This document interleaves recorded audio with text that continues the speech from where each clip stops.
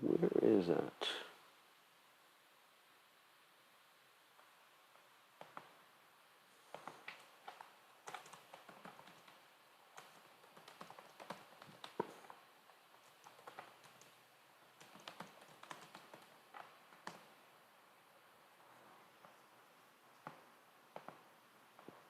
Okay, we are on Facebook Live and YouTube Live. And let's see, what else do I have to do? That's about it. Let me turn on the light.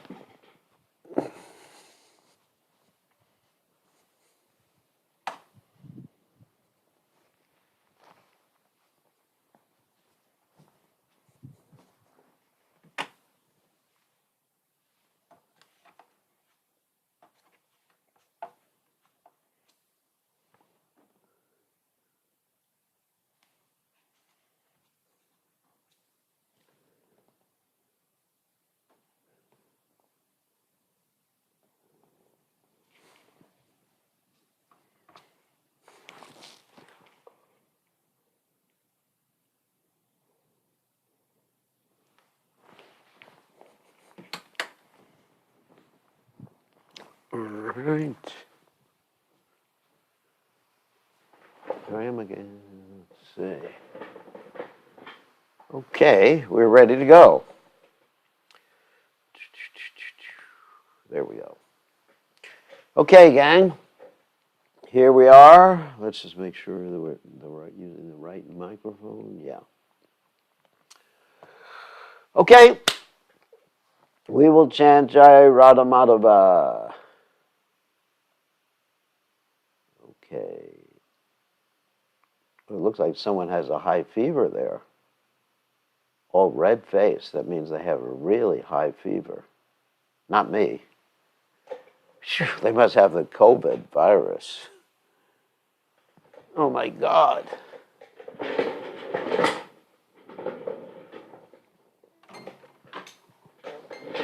All right.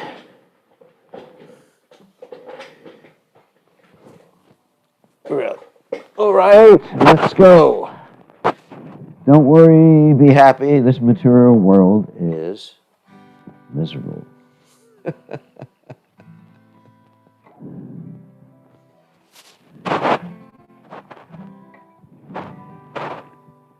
You can choose how miserable you're going to be.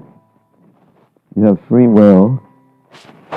Make sure this is not too high. No, this is right. You have free will to choose how miserable you want to be. It's all in the mind. The mind is the friend of the conditioned soul and its enemy as well. So you control your mind, and you got it made. Anyone who can control the mind, the super soul's already reached because he or she has attained tranquility. You have to expect in this world the threefold miseries. Miseries from other living entities. And that's a big one. That's the hardest one, all these living entities. Human living entities. My voice is muffled. Oh my God. That is a disaster. Hold on a second. Just when I was speaking some philosophy. Oh, I understand why. It's too high. Should be better now. Let me just test it. Testing. Testing, 1, 2, 3, 4. Testing, 1, 2, 3, 4. That's muffled. Oh, it's muffled because it's against my body. Now I understand. Thank you for pointing that out. Let's just test it now. Testing, Hare Krishna.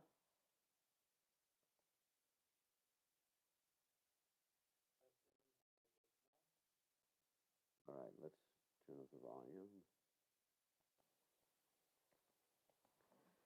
Hare Krishna, Krishna Krishna, Hare Hare. Hare Rama, Rama Rama, Hare Hare. Hare Krishna, Krishna Krishna, Hare Hare, Hare Ram, Ram Ram, Hare Hare. That sounds better. Thank you. Yeah, because I had this wireless mic against my body. Anyway, so there's threefold miseries. Miseries from other living entities. Whatever you changed before you made it low. Let me just try it.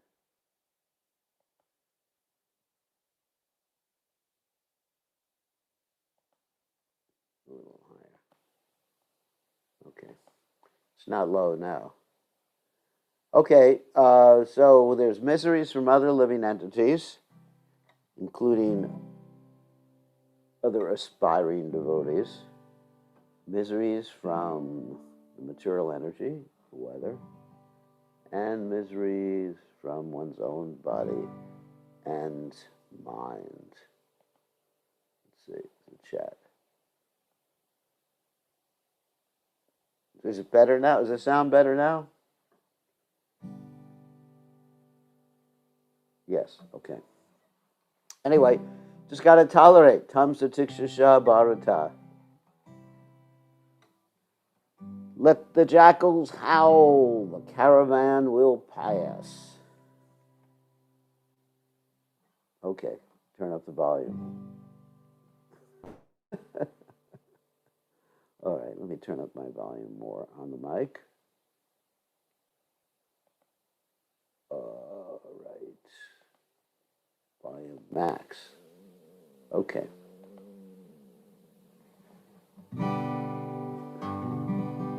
Let the jackals howl and the caravan will pass.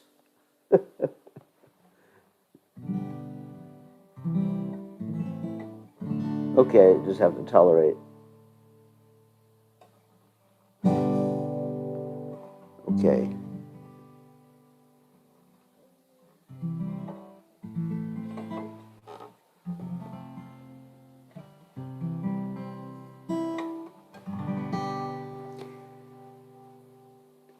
Jaya Randamad Hova Jaya Kunja Bihari Randamad Hova Jaya Kunja Bihari Pichana Palapa Jaya Giri Badodari Giri Badodari Pichana Palama Jaya Giri Badodari Jaya Giri Badodari Yasoda Nandana Jaya Brajajana Nandana Yasoda Nandana Jaya Brajajana Nandana Yamuna Jiva Banachari Rayo Kunja Vihari Jaya Kunja Vihari Yamuna Jiva Banachari Rayo Kunja Vihari Jaya Kunja Vihari Radha Madhava Jaya Kunja Vihari Jaya Radha Madhava Jaya Kunja Vihari Gopija Appalapa Jaya Giri Badodari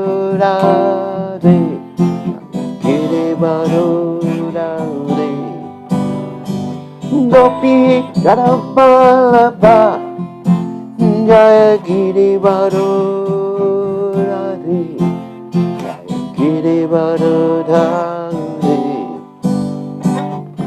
Yasoda Nandana Jaya Brajajana Ranjana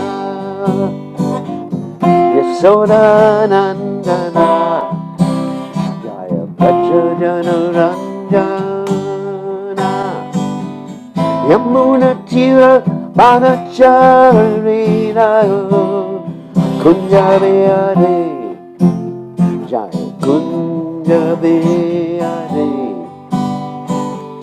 Yamuna Tira Manachari Kunjabiyade Kunjabiyade Jaya Madhava Jaya Kunjabiyade Jaya Madhava Jaya Kunjabiyade Jaya Om Vishnupad Paramahansa Parvatacharya also Tera Shibad His Divine Grace Abhaya Chalana the Bhaktivedanta Goswami Srila Prabhupada Ki Jai ISKCON Founder Acharya Srila Prabhupada Ki Jai Ananta Goti Vaishnav Vrindi Ki Jai Namacharya Srila Haridas Thakur Ki Jai Param Se Kaho Shri Krishna Chaitanya Prabhu Nityananda Shidwaita Gadadha Shivasati Gaur Bhakta Vrindi Ki Jai Shri Shri Radha Krishna Gopi Gopinath Shyama Kunda Radha Kunda Giri Govardhan Ki Jai Vrindavanam Ki Jai Maturadam Ki Jai Jagannath Swami Ki Jai Yamunamai Ki Jai Shrimati Lasa Devi Ki Jai Samaveda Bhakta Gaur Premananda Hari Hari Bol. All glory is the assembled devotees, all glory is the assembled devotees, all glory is the assembled devotees. All glory is to Shri Guru and Gauranga Srila Prabhupada Ki Jai Gaur Premananda Hari Bol. Nama Om Vishnu Padaya Krishna Pastaya Budale Srimati Bhaktivedanta Swami Namani Namaste Saraswati Devi Gauravani Pachani Nibhishesha Shunyavadi Paschatya Deja Tarane. So, Om Gana Timidandasha Garanjana Shlakaya Chakshura Miditam Yena Tasmai Shri Gurave Namaha. So, welcome to the Saturday evening class in the Caitanya Caritamrta. And we're reading from the 7th chapter of the Adi Lila, beginning with text 117. So, okay. Jaya Jaya Sri Caitanya Jaya Nityananda Jaya Dvaita Chandra Jaya Gaur Bhakta Vrinda Jaya Jaya Sri Caitanya Jaya Nityananda Jaya Dvaita Chandra Jaya Gaur Bhakta Vrinda Jaya Jaya Sri Caitanya Jaya Nityananda Jaya Dvaita Chandra Jaya Gaur Bhakta Vrinda. Okay, so now we're going to share the screen with all of you nice Vaishnavas and Vaishnavis. And we're going to read, and if you have any questions, you can raise your hand in the participant window, not in your video, because I won't be able to see your video. Okay, so here we are. Let me just clear the screen here. And so I can see you, the participants. All right. There we go. 1 second. Okay, text 117. Jiva Tattva Shakti Krishna Tattva Shaktiman Gita Vishnu Vishnu Puranari Tahate Pramana. Living entities are energies, not the energetic. The energetic is Krishna, because energetic means the source of the energies, the person who emanates the energies. And Krishna doesn't get diminished when he emanates the energies, as the Isopanishad teaches us. Perfect Krishna is perfect and complete, and he has so many complete and perfect emanations, and he remains the same. He has unlimited emanations, and he remains the same. 1 minus 1 is 1. 1 minus 10 billion is 1. This is Krishna mathematics. This is very vividly described in Bhagavad Gita, the Vishnu Purana, and other Vedic literatures. Prabhupada explains that, as already explained, there are 3 prasthānas on the path of advancement in spiritual knowledge, namely Nyaya Prasthana, Vedanta philosophy, Shruti Prasthana. Shruti Prasthana usually is the Vedantas anyway. Shruti Prasthana, the Upanishads and the Vedic mantras. Nyaya is more logic. And Smriti Prasthana, the Bhagavad Gita, Mahabharata, Puranas, etc., and the Ramayana, one of my favorite literatures. Unfortunately, Mayavadi philosophers do not accept the Smriti Prasthana. And so therefore, that's how you can see who's a Mayavadi. Just like the Arya Samajis. They are Mayavadis. Of course, they believe in Purva Mimamsa.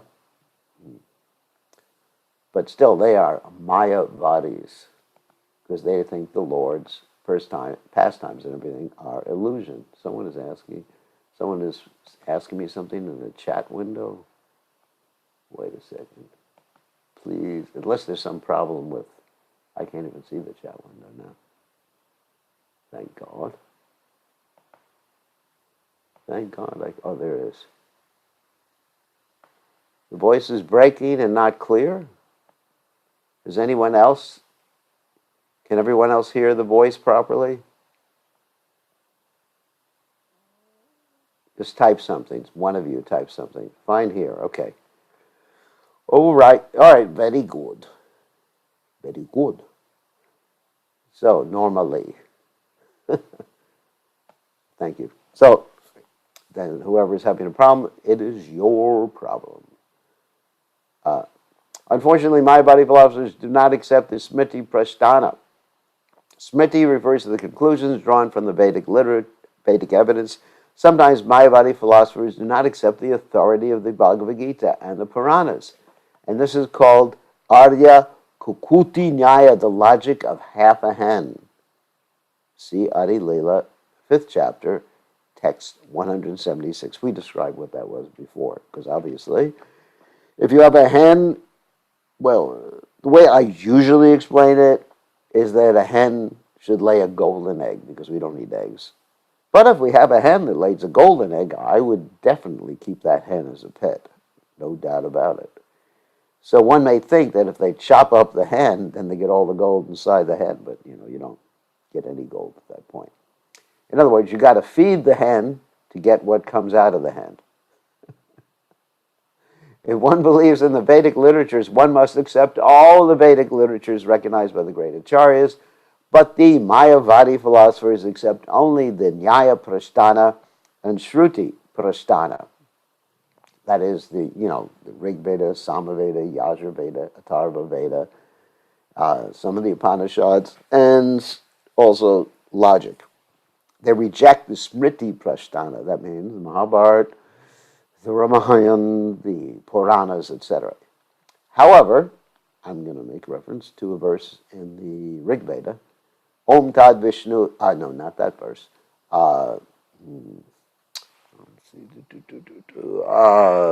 Itihasa Purananam Panchama Veda Uchate. That the Itihasas and the Puranas, which are the Smriti Prasthana, are actually considered to Panchama Veda. They're considered to be the 5th Veda. Here, however, Sri Caitanya Mahaprabhu cites evidence from the Gita, Vishnu Purana, etc., which are Smriti Prasthana. No one can avoid the personality of God in the statements of the Bhagavad Gita and other Vedic literatures, such as the Mahabharata and the Puranas. Lord Chaitanya therefore quotes a passage from the Bhagavad Gita. Gita is also known as the Gita Upanishad, in case some of you are interested.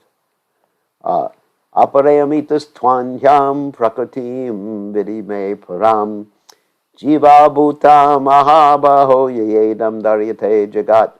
Besides these inferior energies, O mighty Arjuna, there is another superior energy of mine, which comprises the living entities who are exploiting the resources of this material inferior energy.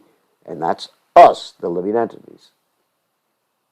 We are superior energy. And there is a verse of Vishnu Shakti Prat Prokta Shitrakya Kitata Para Avidikarma Sankarya Tatir Shakti Ishate. The Lord has three primary potencies.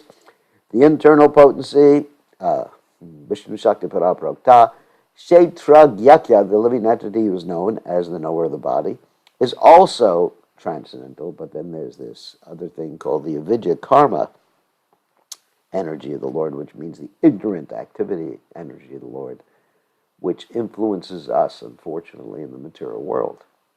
In the Bhagavad Gita, it is explained that the five elements, earth, water, fire, air, ether, and earth, water, fire, air, and ether, I'm going a little fast, constitute the gross energy, the absolute truth, and that there are also three subtle energies, namely the mind. We're not talking about the brain, we're talking about the mind, intelligence, and false ego, or identification with the phenomenal world. That means things you can perceive.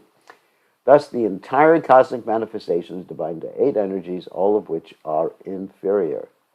As explained in the Bhagavad Gita, Mama Maya Durachya, very difficult to overcome. That's from the Bhagavad Gita 7:14. The inferior energy known as Maya is so strong that although the living entity does not belong to this energy, due to the superior strength of the inferior energy, the living entity, Jiva Bhuta, us, forgets his real position, identifies with it. I am this body. I am American. I'm a Republican. No, I'm not. Krishna says distinctly that beyond the material energy, there's a superior energy which is known as the Jiva Bhuta. That's us, living entities. When in contact with the material energy, this superior energy conducts all the activities of the entire material phenomenal world. Ooh. Just like fire is superior, fire is superior to water, right? But water can extinguish fire. Of course, we cannot become extinguished completely, but we can be covered. The supreme cause is Krishna, Janma Dyasya Yataha, first verse of the Bhagavatam, who is the origin of all energies which work variously. The Supreme Personality of Godhead has both inferior and superior energies, and the difference between them is that the superior energy is factual, whereas the inferior energy is a reflection of the superior. A reflection of the sun in a mirror or on water appears to be the sun, but is not. Similarly, the material world is but a reflection of the spiritual world. Although it appears to be factual, it is not.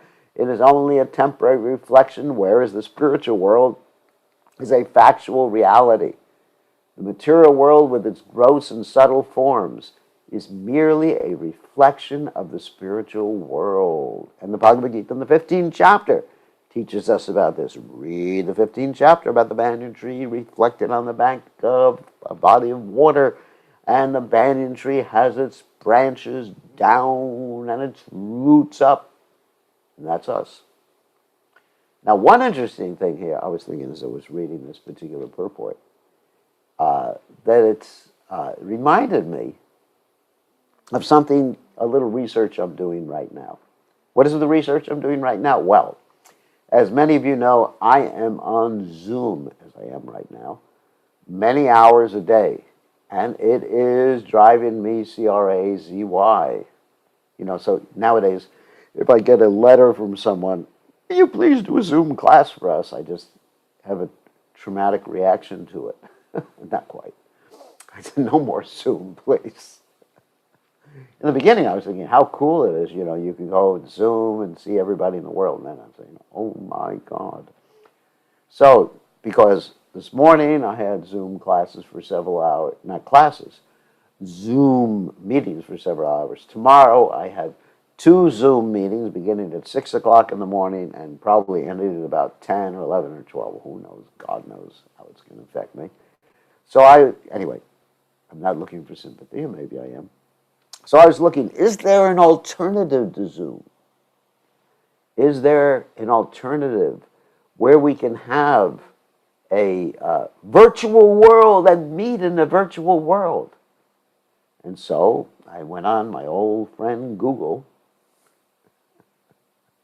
and I looked for virtual Zoom alternatives, and I found a lot of them.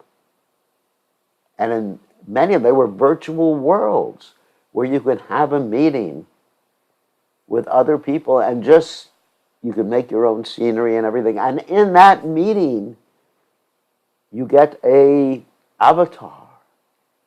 Of course, the avatar means, the word means to descend. So you're actually descending into this illusory world, the conference world.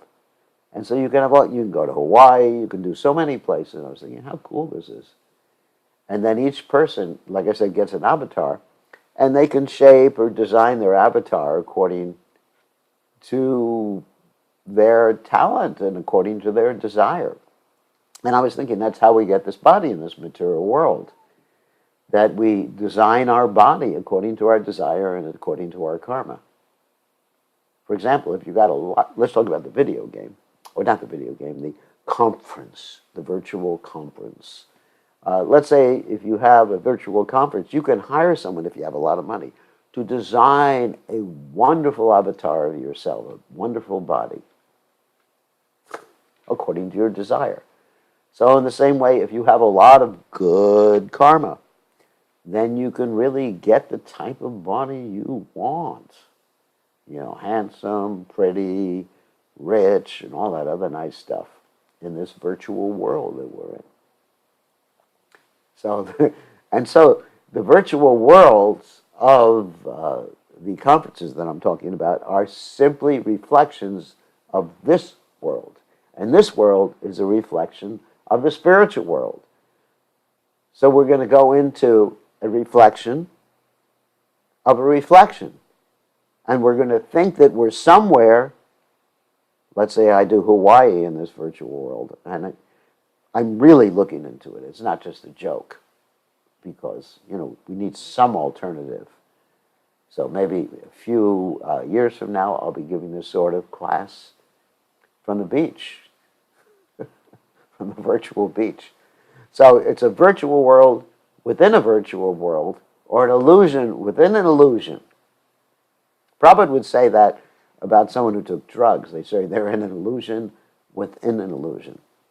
So that's the nature of this world. I'm trying to give an explanation according to my scientific talents to help us understand what this world is.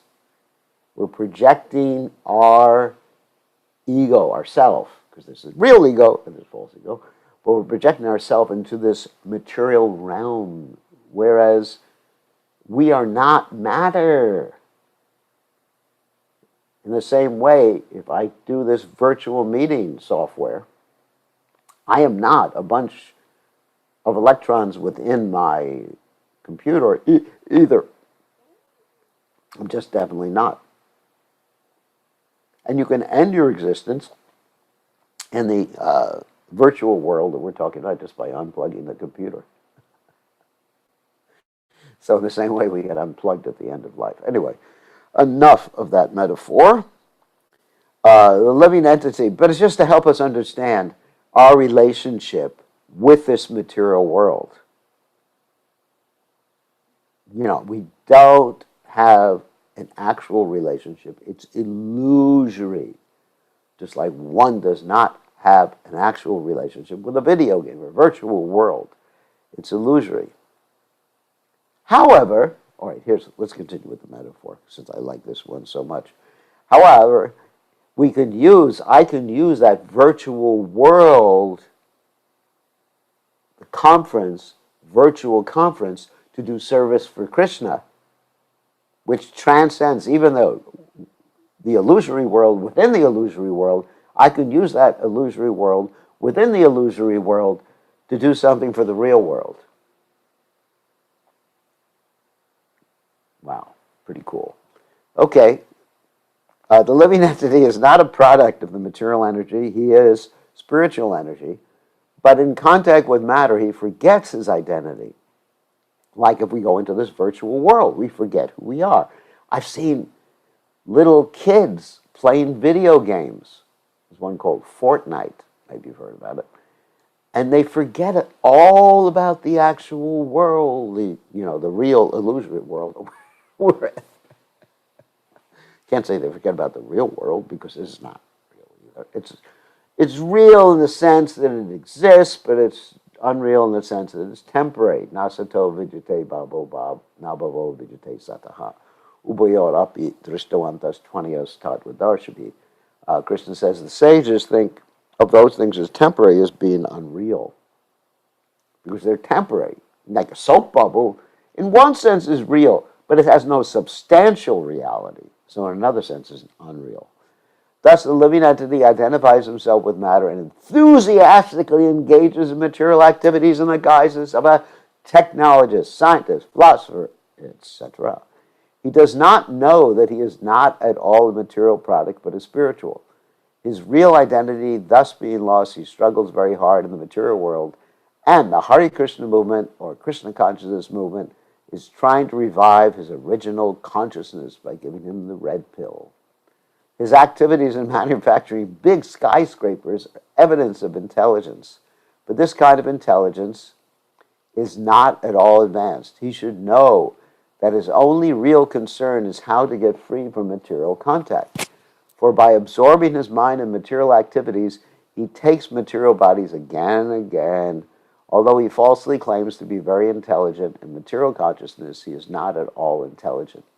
When we speak about the Krishna conscious movement, which is meant to make people intelligent, the conditioned living entity therefore misunderstands it. He is so engrossed in the material concept of life that he does not think there can be any activities that are actually based on intelligence beyond the construction of skyscrapers and big roads and the manufacturing of cars, especially Teslas. This is proof of the Maya Pritagyana, or loss of all intelligence due to the influence of Maya. When a living entity is freed from such misconceptions, he is called liberated. When one is actually liberated, he no longer identifies with the material world. The symptom of mukti liberation is that one engages in spiritual activities instead of falsely engaging in material activities. And it's really interesting. When you get someone who's playing a video game, completely immersed in a video game, they're miserable. Just look at their faces. But they're engrossed. What does engrossed mean? Engrossed, absorbed. They're not aware that they're miserable. And if you don't believe me, interrupt them and see what happens. Turn off the computer while they're playing the video game. What happens? They get angry. They forget to eat. Because let's just take the comparison. Let's say this material world is real. Okay, let's just take that for example. So, happiness in this world is eating nice prasadam, doing things like going swimming, or it's the winter, you go skiing, snow skiing, or whatever like that. So when you get engrossed in that virtual world, the world within a virtual world, the illusion within an illusion, then you actually even forget illusory happiness. So you become miserable. So you just stop someone and look at their eyes. Look at their face. I mean, I'll give you another example, even apart from video games and stuff like that. I'll give you the example of movies. When I was a very young devotee, right after the Civil War in America, actually the Civil War is right now, but anyway, when I was a young devotee, we would distribute books at movie theaters. It's good, people are online, you go to the people in the line, you say, hey, here's the brochure about the movie. No, you wouldn't say that. Here's a book, spiritual book. This movie is spiritual, book spiritual. And so, people were just like really hopeful before they went in the theater. And when they went out, or they came out of that illusion that they were experiencing in the theater, because they were actually experiencing an illusion, almost like a virtual reality, but something like that. And when they came out, they were steaming. Kids were angry. It happened to be a kids' movie. Adults were arguing with each other. I couldn't distribute books in such a condition. Also in Disney World, it was the same thing. When they came out, they were miserable. So the point is, you go into a virtual world, just like we're in this virtual world, and you become more miserable. You go into a virtual world within a virtual world, and you fall in love, and you become more miserable. Because you identify with your character. And that's why people are chauvinists, or feminists, or racists, or what else is there? Anyway, I'm sure there's a lot of other humanists. Because they're identifying with their character. It just makes them angry. Why do you think all those people attacked the Capitol? Because they were identifying with their character, their temporary character.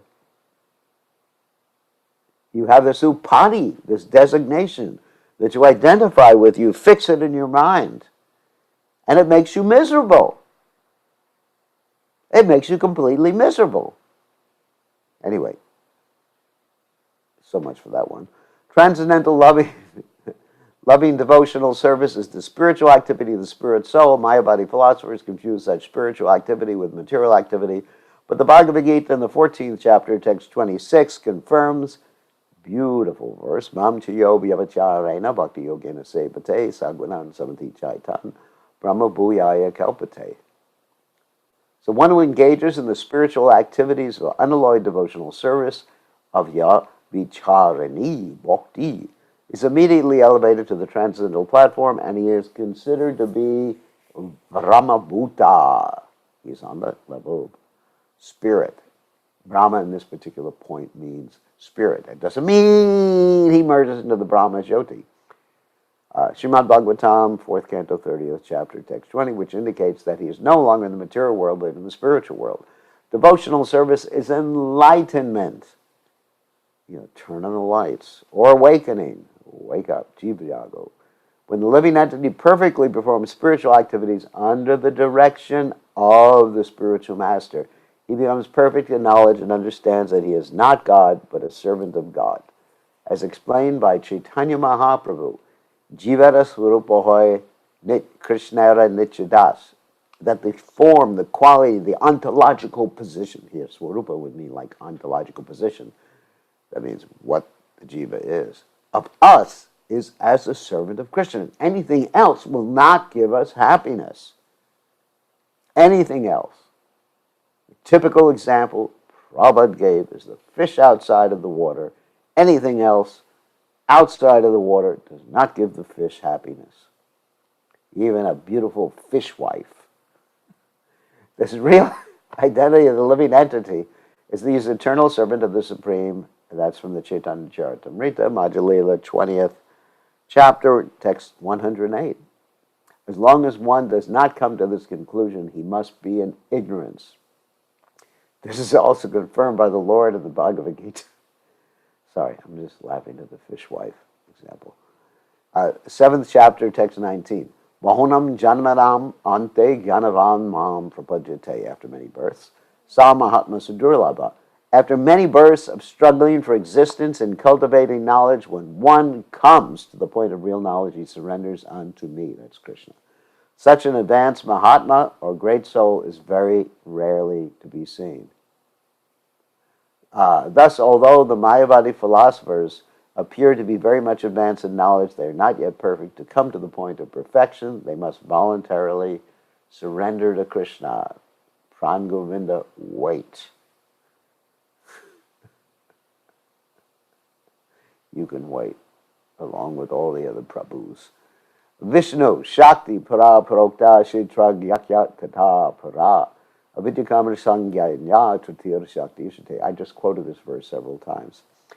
The potency of Lord Vishnu is summarized in three categories, namely spiritual potency, the living entities, and ignorance. The spiritual potency is full of knowledge. The living entities, although belonging to the spiritual potency, are subject to bewilderment. And the third energy, which is full of ignorance, is always visible in fruitive activities. Let me give an example of this bewilderment. Let's say one day you're chanting Hare Krishna. Oh, let's give the example of a Jamil, my good old friend, a Jamil. So a Jamil was actually a really good devotee, spiritualist, Brahman. And he was just doing his Brahman thing, and one day he happened to see a pretty girl being embraced by, anyway, a lower class pretty girl. And he got so bewildered. And so that's the throwing potency of Maya. Maya has a throwing potency and a keeping potency. Throwing is when you just like somebody walks by, a handsome Rambo man walks by, and you go, woo! Keeping means, I just want to join the Krishna conscious movement and give up all this nonsense. No, you can't do it. Just like before I joined the movement, I told the friends that I was living with, I'm going to join the movement. I'm fried with this material world. And they said, no, you have too many desires to work out. It takes many, many births. Bahunam janmanamante. And I said, the hell with you. I am surrendering to Krishna. This is a quotation from the Vishnu Purana 6.7.61. In the previous verse quoted, from the Bhagavad Gita, it has been established that the living entities are to be categorized among the Lords. The Lord is potent, and there are varieties of potencies. Parasya Shaktir Vividaiva Shuyate. That's from the Caitanya Caritamrta, Madhya Lila 13, text 60, 13 chapter, text 65 in the purport. Now in this quotation from the Vishnu Purana, this is further confirmed. There are varieties of potencies, and they have been divided into three categories, namely spiritual, marginal, and external. So we're marginal. Marginal means it's like when you go to the seashore, there's a demarcation between the sea and the sand, the shore. And it's not really a place. It's just, you can go either one or the other. Of course, you can say, I have 1 foot in the water and 1 foot in the land, but you can't do that as a spirit. So the spiritual potency, but you can be partially wet, I guess, if you're a Sakama devotee. The spiritual potency is manifested in the spiritual world. Krishna's form, qualities, activities, and entourage are all spiritual. This is confirmed in the Bhagavad Gita in the 4th chapter, text 6. Ajopi san avyatma bhutanam ishvarapi san prakritim swam adhisthaya sambhavam yatma maya. Although I am unborn, my transcendental body never deteriorates, and although I am the Lord of all living entities by my spiritual potency, I still appear in every millennium in my original transcendental form. Atma Maya refers to the spiritual potency. When Krishna comes to this or any other universe, he does so with his spiritual potency. We take birth by the force of the material potency, but as stated here with reference to the Vishnu Purana, the Kshetragya. Kshetragya means the knower of the field. What is the field? The body. We're the knower of the body. Or a living entity belongs to the spiritual potency. Thus, when we free ourselves from the clutches of the material potency, we can also enter the spiritual world. The material potency is the energy of darkness. The modes of nature, goodness, passion, and ignorance. They're just like engulfing us, entrapping us, keeping us down. Rise, spirit, soul, as Bhaktivinoda Thakur says. We have to quote that song sometime. Or complete ignorance of the spiritual activities. In the material potency, the living entity engages himself in fruitive activities, thinking that he can be happy through expansion in terms of material energy. What does that mean? Pumsastriya. Yeah, anyway, expanding yourself, buying more things, having children, having grandchildren. This fact is prominently manifest in the stage of Kali because human society, not understanding the spiritual nature, is busy expanding of material activities. The men of the present day are almost unaware of their spiritual identity. They think they are products of the elements of the material world and that everything will end with the annihilation of the body. Therefore, they conclude that as long as one has a material body consisting of material senses, one should enjoy the senses as much as possible. Since they are atheists, they do not care whether there is a next life. Such activities are described in this verse as avidya karma sangaya, known as ignorant activities. So this is like the Epicurean philosophy in the West, Epicurus, who stated that eat, drink, and be merry, for tomorrow you may die. And you have certain cultures that were so dedicated to trying to exploit or take the pleasure from the body, they would feed themselves more than any human being could possibly eat. And they would make themselves regurgitate so they could keep eating. They would actually put a feather in their mouths. And then they regurgitate and then pour more food in and regurgitate again and pour more food. Or to enjoy their sex life, people are taking all sorts of drugs, monkey glands. They used to kidnap monkeys from Vrindavan to take the sex glands from the monkeys and put them in other monkeys, which you may call human beings, but probably called monkeys. He says they were taking the glands from monkeys and putting them in other monkeys. So it's ridiculous. They're trying to squeeze out. Of course, in India, there's Charvaka Muni who said, beg, borrow, or steal, but get yourself some ghee. So he had a different way of trying to enjoy the material body. But this is our philosophy, not my philosophy, your philosophy, that just try to squeeze as much pleasure out of this body, take as many drugs to keep yourself active, to enjoy, go to as many restaurants as possible, to enjoy sticking things in your body or this is life. Material energy is separated from the spiritual energy of the Supreme Personality of Godhead. Thus, although it is originally created by the Supreme Lord, he is not actually present within it. The Lord also confirms in the Bhagavad Gita, in the 9th chapter, text 4, Matstani Sarvabhutani, everything is resting in me, Hantesha Vasanta. And Krishna is not in everything. This indicates that everything is resting on his own energy. For example, the planets are resting within outer space, which is the separated energy of Krishna. The Lord explains in the Gita, 7th chapter, text 4, Bhumi Rapo Nalo Vayu Kamano Budare Bacha Hankara Iti Yame Bina Prakatiya Ashtada. Earth, water, fire, air, ether, mind, intelligence, and false ego. Altogether, these 8 constitute my separated material energies. The separated energy acts as if it were independent, but here it is said that although such energies are certainly factual, they are not independent but merely separated. The separated energy can be understood from a practical example. I, that's Prabhupada, compose books by speaking into a dictaphone. And when the dictaphone is like an old-style tape recorder. And when the dictaphone is replayed, it appears that I am speaking personally, but actually I am not. I spoke personally, but then the dictaphone tape, which is separate from me, acts exactly like me. Similarly, the material energy originally emanates from the Supreme Personality of Godhead, but it acts separately, although the energy is supplied by the Lord. This is also explained in the Bhagavad Gita in the 9th chapter, text 10.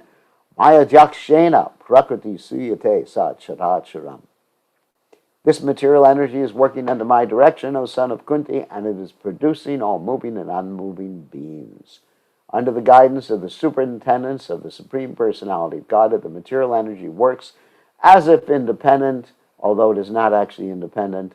In this verse from the Vishnu Purana, the total energy of the Supreme Personality of Godhead is classified in 3 divisions, namely the spiritual, internal potency of the Lord, the marginal potency, or Kshetralak Ya, the living entity, that's us, and the material potency, which is separated from the Supreme Personality of Godhead and appears to act independently. When Srila Vyasadeva, by meditation and self-realization, saw the Supreme Personality of Godhead, he also saw the separated energy of the Lord standing behind him. Apashat Purusham Purnamayam Cha Tad Apashayam. Vyasadeva also realized that it's this separated energy of the Lord, the material energy that covers the knowledge of the living entities, that's us. Yaya Samohita Jiva Atmanam Tri Gunatmakam. Those are the three modes of nature. The separated material energy bewilders the living entities, jivas, and thus they work very hard under its influence. They become asses, not knowing that they are not fulfilling their mission in life. Unfortunately, most of them think that they are the body and should therefore enjoy the material senses irresponsibly, since when death comes, everything will be finished. This atheistic philosophy also flourished in India, where it was sometimes propagated by Charvaka Muni, actually that's who I just quoted, who said, Rinam kritva vratam vivet, yavat jivet sukham jivet, pasmei bhutasya dehasya kuta punar agamano bhavet. His theory was that as long as possible, as long as one lives, one should eat as much ghee as possible. In India, ghee, clarified butter, is the basic ingredient in preparing many varieties of food. I'll tell you that. It is a fact. Since everyone wants to enjoy nice food, Charvaka Muni advised that one eat as much ghee as possible. One may say, I have no money. How shall I purchase ghee? Charvaka Muni, however, says if you have no money, then beg, borrow, or steal, but in some way secure ghee and enjoy life. For one who further objects that he will be held accountable for such unauthorized activities as begging, borrowing, or stealing, Charvaka Muni replies, you will not be held responsible. As soon as your body is burned to ashes after death, everything is finished.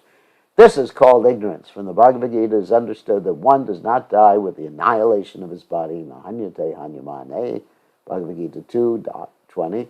The annihilation of one body involves changing to another. Tata dehantara praptiya. Praptihi. Bhagavad Gita 2nd chapter, text 13. Therefore, to perform irresponsible activities in the material world is very dangerous. Without knowledge of the spirit soul and its transmigration, people are allured by the material energy to engage in many such activities, as if one could become happy simply by dint of material knowledge without reference to spiritual existence. Therefore, the entire material world and its activities are referred to as avidya, karma, samgyaya. In order to dissipate the ignorance of the human beings who work under the material energy which is separated from the Supreme Personality of Godhead, the Lord comes down to revive the original nature of spiritual activities, yada yada hi dharma shak lener bhavati bharata, Bhagavad Gita 4th chapter, text 7. As soon as they deviate from the original nature, the Lord comes to teach them, sarvadharmam parichaja mamikam shatanam praja. My dear living entities, give up all material activities and simply surrender unto me for all protection. Bhagavad Gita 1866, and we'll finish this purport. It is the statement of Charvaka Muni that one should beg, borrow, or steal money to purchase ghee and enjoy life. Renam kritva gratang vivet. Thus, even the greatest atheist of India recommends that one eat ghee, not meat. No one could conceive of human beings eating meat like tigers and dogs, but men have become so degraded that they are just like animals and can no longer claim to have a human civilization. This Charvaka Muni, he was, I guess you might say, civilized in the way he was trying to be animalistic. But most people are not civilized in the way they're trying to be animals.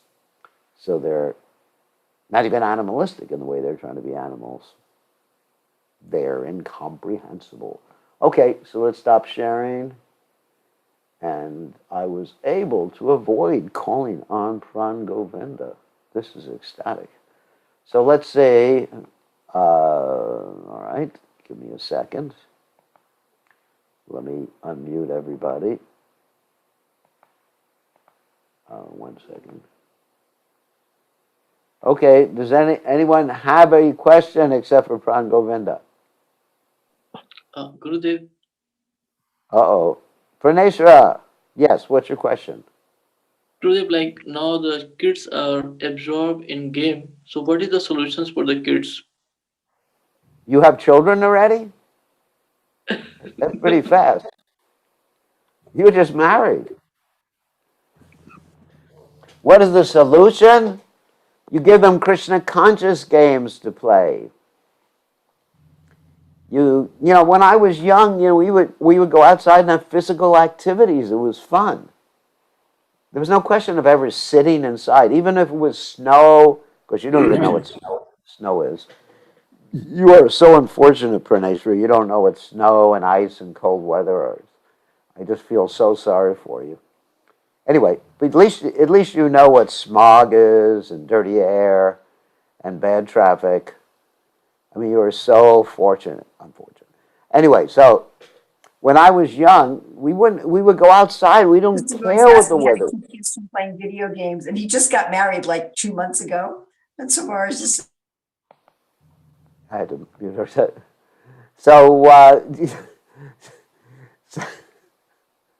so anyway, I just overheard what someone was saying. Hold on a second. I'm just going to start laughing. So anyway, so when I was young, we used to go outside and have fun, even material fun. And you got to give people fun. You can't just take away the video games, take away the mobile phones. I mean, I have a mobile phone, but I don't play games on the stupid thing. I got so much service to do for Krishna. So, yeah, give them something better, a higher taste to do. Give them higher knowledge, give them a higher taste. And then they'll be happy. So, what do you think? Yes, What? Gurudev. Yeah, it is true. All right. So, train up your children nicely. I bless you to have 10 children. Okay. So, anyway, when I was young, I never played video games because they didn't have video games. So, I was fortunate. We did practical things like chant Hare Krishna when I was young. So, who else has a question?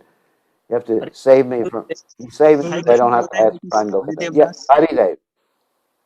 Yeah, Gurudev, I have a question. Like, what will be the fate of the spiritual lives of the people after 10,000 years? Like when the golden period ends, how things will transpire for people who are very serious about spirituality? Because now we see It, that. yeah, I mean it'll just keep going down until the end of Kali Yuga. I mean it's really down now. I mean it's hard to imagine it's going to get worse than it is now.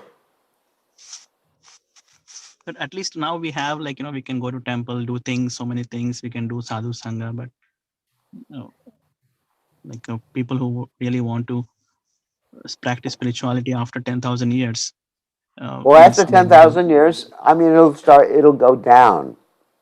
At the end of Kali Yuga, it's going to be really bad. But it's not that after 10,000 years it's going to be like pulling a light switch. It'll gradually go down. Gradually go down. And there will be some devotees left at the end of Kali Yuga, but they'll have to execute devotional service secretly or privately or whatever. But it's going to go gradually down. We are very fortunate. Yeah, we could still go to the temple, still. But actually, one of the signs of Kali Yuga is these diseases that we're having right now, like this COVID.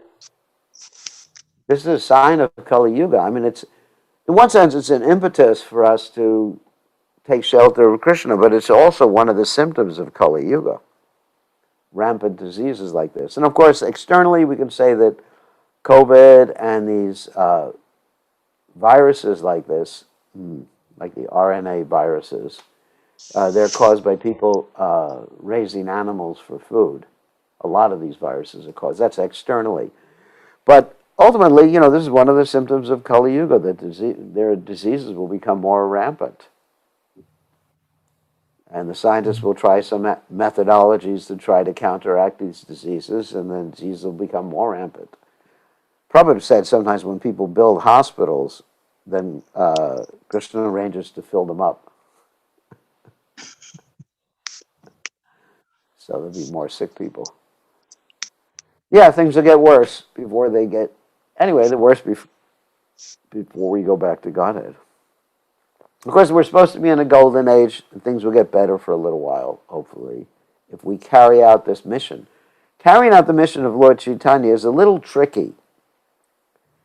What Prabhupada did is he was very much vision or mission oriented.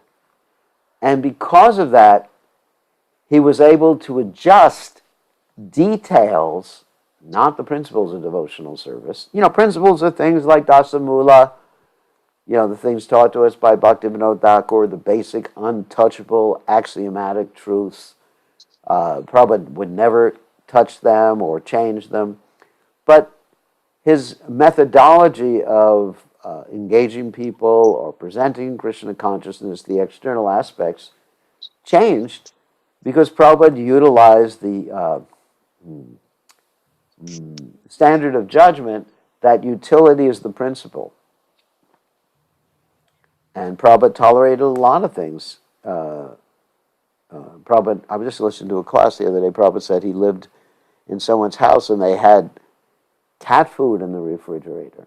Now, for those of you in the Western world who may think, cat food in the refrigerator, what's so bad about that?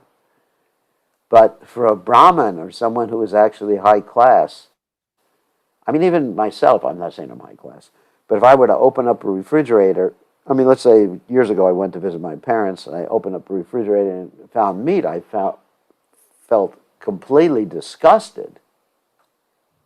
I felt like vomiting. So Prabhupada tolerated that in strange country, New York, America. And Prabhupada had his determination to carry out the mission of Lord Chaitanya Mahaprabhu. So if we are determined to carry out the mission of Lord Chaitanya Mahaprabhu, Krishna will give us the intelligence how to adjust certain details to bring people to Krishna consciousness.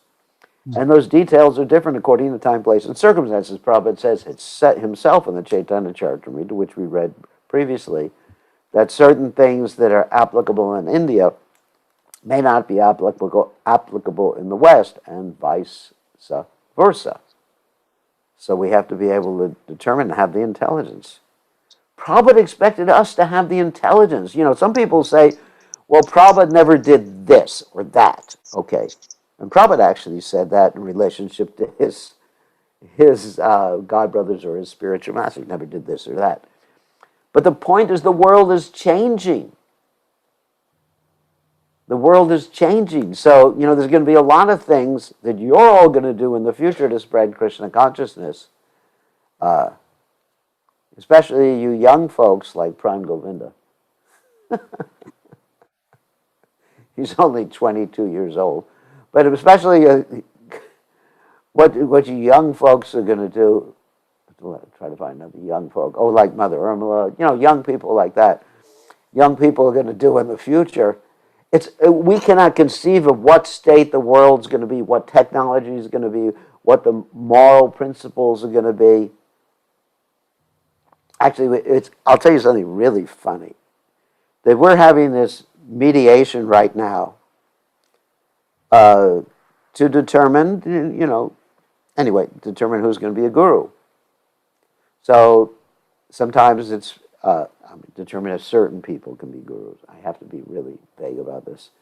And so one of the people is saying that let's think very liberally, because who knows, in the future we may have 3 sexes or 4 sexes or 10 sexes to deal with.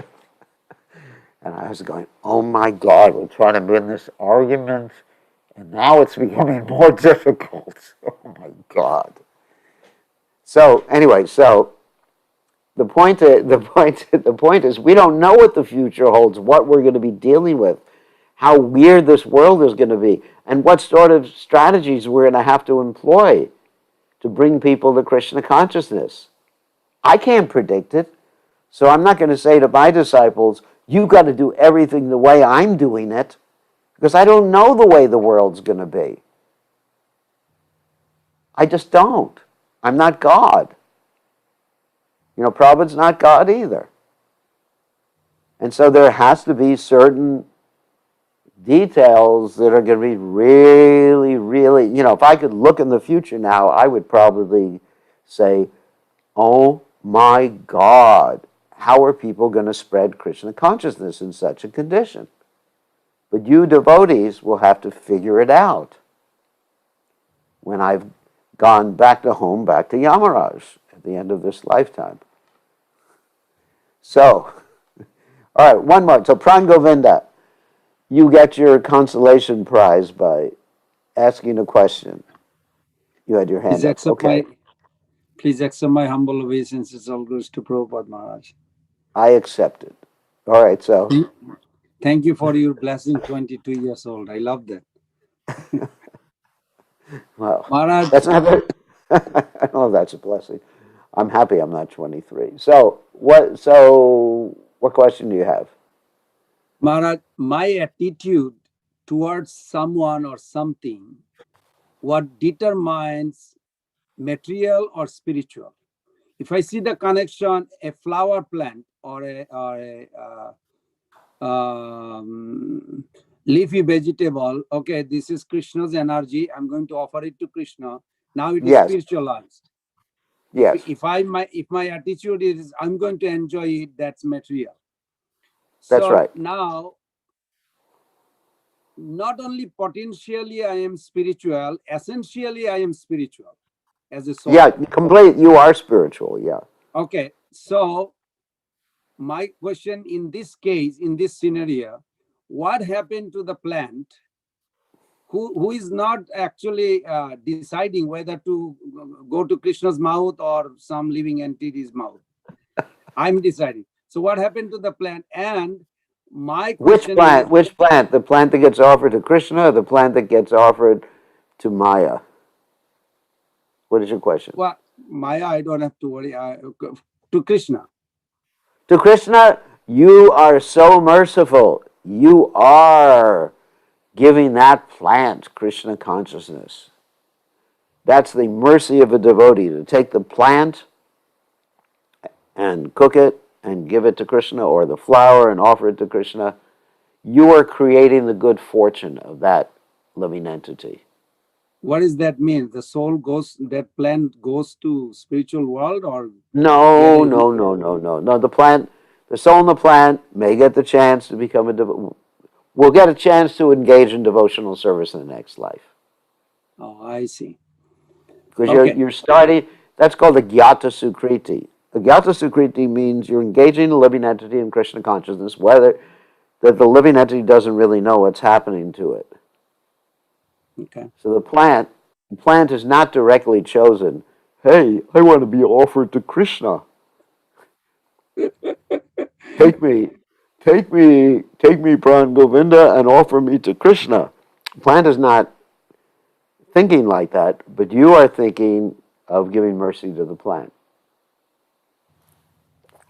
Maharaj, you are a good player. I love the way you talk. Oh, thank you. Maharaj, my All the question world's is a player. What's that? the other one, that my attitude, as I said, since I am essentially spiritual, when will be the time or what symptom will arise that my inclination will not switch to material anymore? As you advance in devotional service, when you get to the higher levels of devotional service, like Ruchi, and then whenever you try to think of Maya, your mind will automatically go to Krishna. And now, whenever you try to think of Krishna, your mind automatically goes to Maya. So you said after Ruchi? It's a higher stage of Ruchi, yeah. Ruchi, a Shakti, actually, when you get to Shakti. Oh, but now, whenever we try to think of Krishna, our mind just goes to Maya. If I try to think of Radha and Krishna, my mind goes to my computer. Just like, we pray. Just Wish my mind would be attracted to you, Krishna, just like my mind is attracted to a new computer.